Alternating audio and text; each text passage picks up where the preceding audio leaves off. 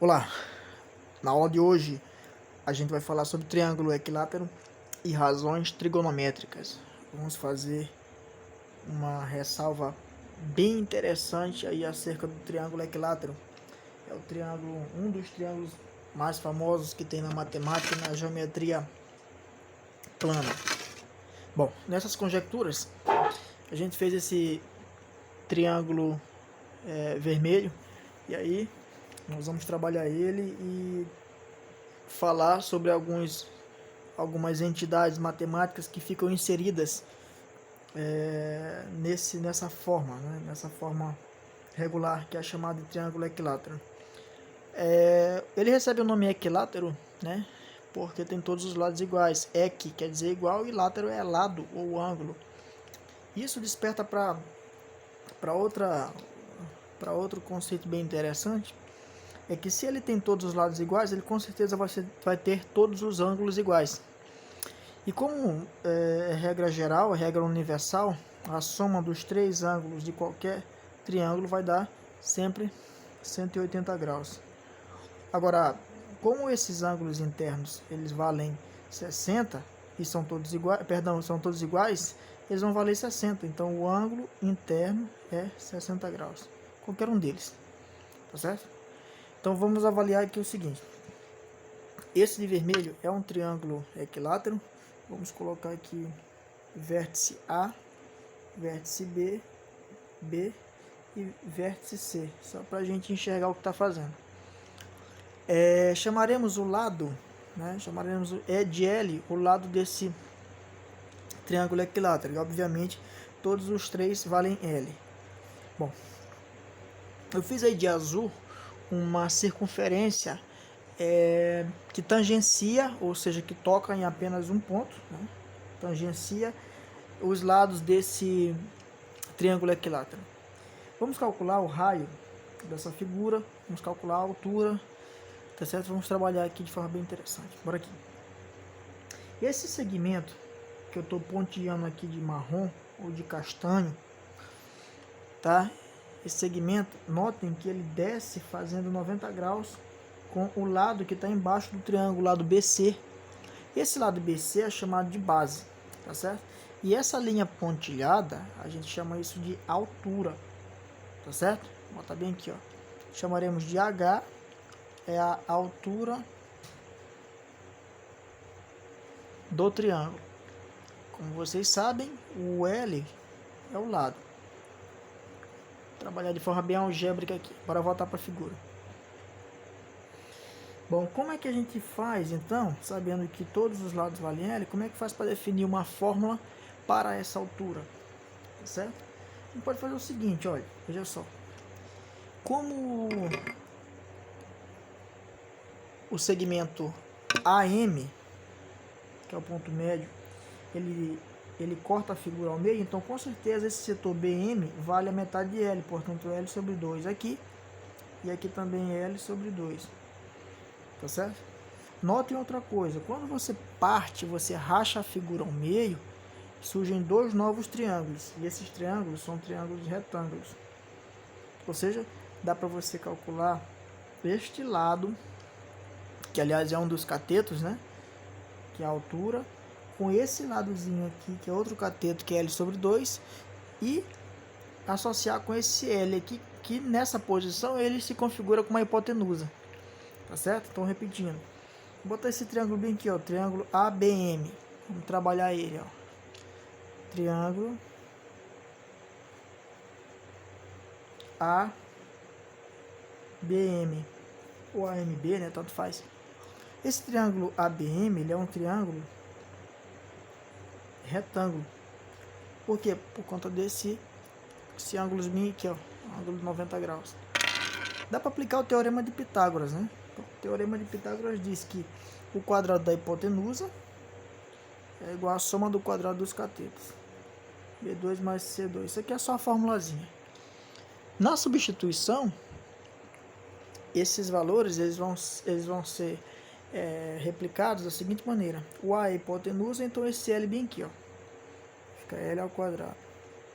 O B e o C são catetos. Aí, você que escolhe se tu vai escolher o H ou o L sobre 2. Isso aqui fica a critério, né, do matemático.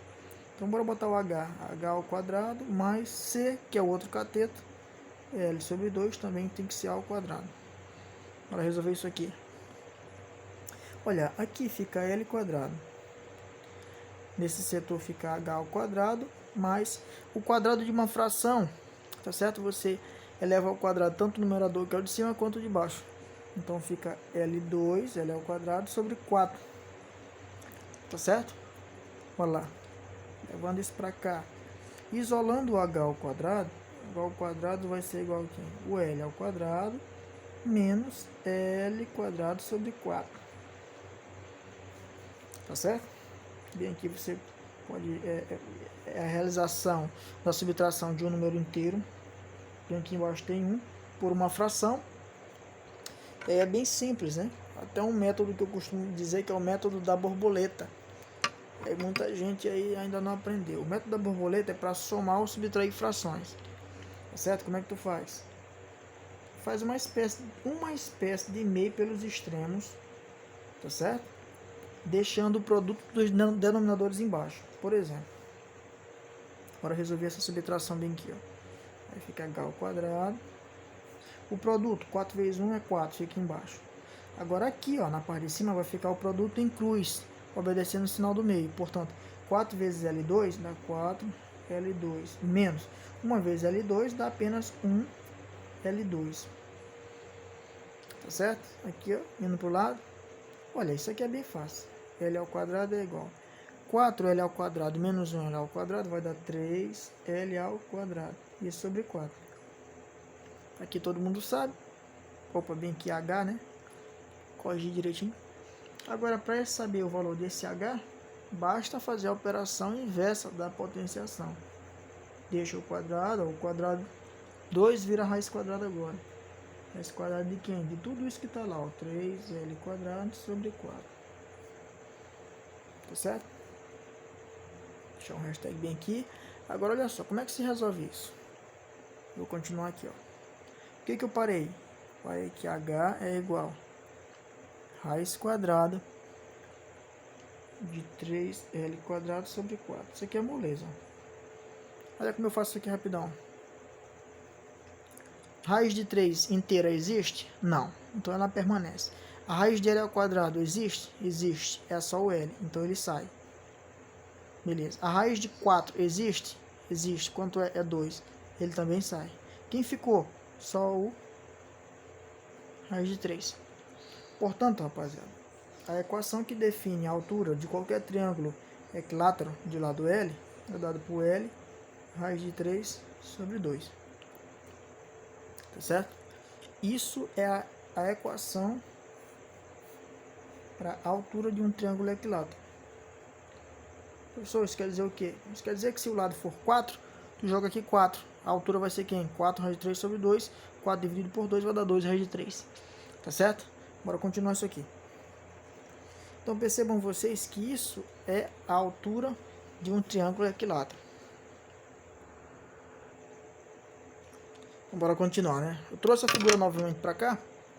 O cálculo anterior disse o seguinte: afirmou que a altura é dada por L raiz de 3 sobre 2. Beleza. Olha só. Essa altura de A até M, né?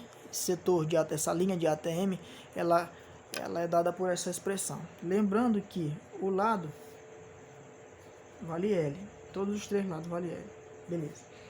Agora bora fazer o seguinte. Vamos pontilhar uma linha do vértice para o seu lado oposto, exatamente no ponto médio. Portanto, vai de B até este ponto médio, tá certo? E da mesma forma aqui, ó, nesse ponto médio, ele vai se ligar lá com o outro vértice, né? Com outro bico. Agora olha só, veja o que acontece.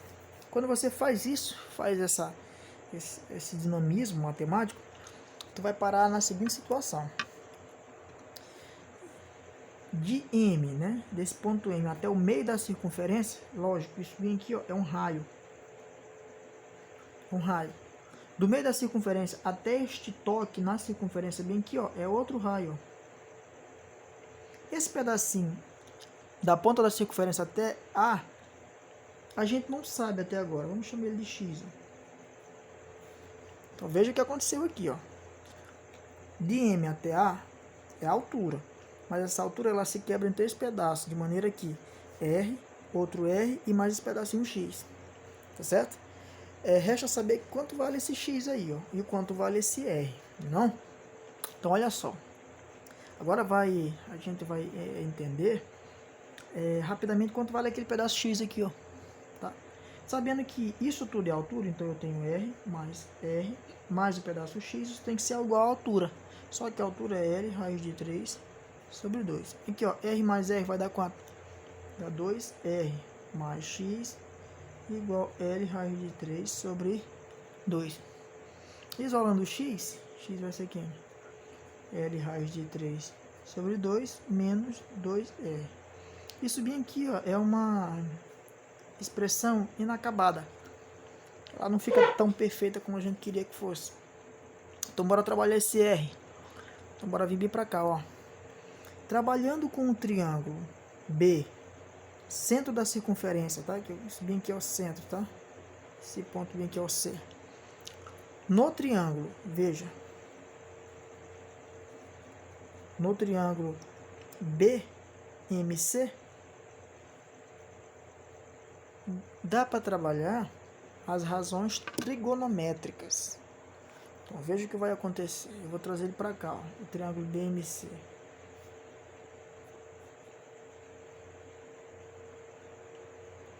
Aqui é o B, aqui é o M e aqui é o C. Tá certo? Note o seguinte, olha aqui. Esse ângulo bem aqui do triângulo, ele tem que ser quem? 60. Só que essa linha pontilhada corta ele no meio, provocando uma bissetriz. Então esse cara bem aqui, ó, é 30, ó, 30 graus. Quanto vale? Qual é a medida de B até M? Isso aqui vale L sobre 2. E quanto vale de M até C? Isso aqui é o raio da circunferência. Ó, bem aqui, ó, o raio, ó. Então aqui vale R. Tá certo? Note que a gente não sabe quanto vale essa hipotenusa bem aqui, ó. Não sabe. Então dá para trabalhar aí o seno, o cosseno ou a tangente. Nesse caso, os catetos são dados por L sobre 2 e R. Então a gente tem um ângulo, tá certo?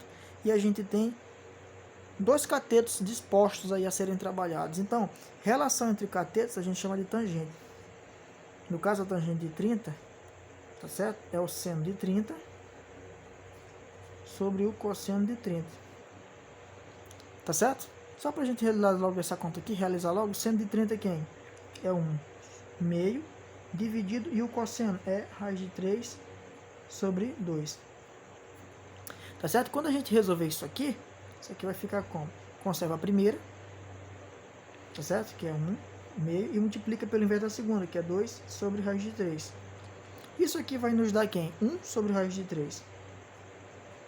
Depois que racionalizar, multiplica tanto por raiz de 3 em cima quanto embaixo, nós teremos raiz de 3 sobre 3, a tangente de 30 graus. Portanto, a tangente de 30 graus é raiz de 3 sobre 3. Tá certo, agora olha para cá para a figura aqui, para este triângulo aqui. Esse triângulo, ele apresenta dois catetos, e a relação entre catetos, vem para cá. O slide tá voando. E a relação entre catetos é tangente. Então veja o que vai acontecer aqui, ó. Se tu bem reparar, a tangente de 30 no triângulo é o cateto oposto, que é esse R, dividido pelo cateto adjacente, que é L sobre 2. Então fica aqui, né? R dividido por L sobre 2. Vou colocar dessa forma bem aqui, para ninguém se atrapalhar. A tangente de 30 é igual a R dividido por L sobre 2.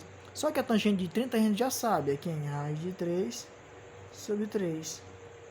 Que é igual, aqui ó, uma divisão, né? Número inteiro por uma fração. Conserva a primeira e multiplica pelo inverso da segunda, portanto 2 sobre L. Aqui ó, naturalmente, o que tu vai fazer aqui? Faz meio pelos extremos, tá certo? Cujo objetivo é isolar R.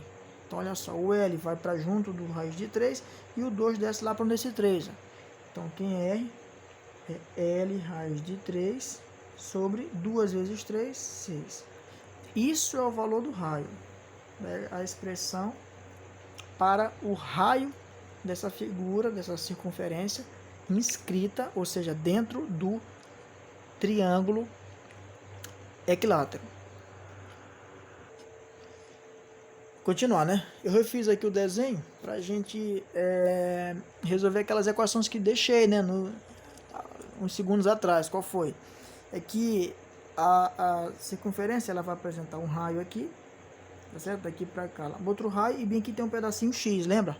Que eu até fiz uma expressão aqui que eu disse o seguinte, ó, que X era igual a L raiz de 3 sobre 2 menos 2 raios, tá certo?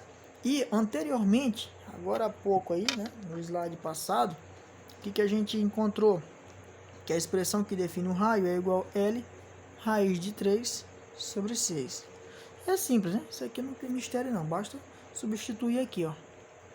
Então vai ficar quem? Quem é o x? X é igual a L raiz de 3 sobre 2, tá certo? Menos 2 vezes o raio. Raio é L raiz de 3 sobre 6. Tá certo? E agora? Bora direto, né?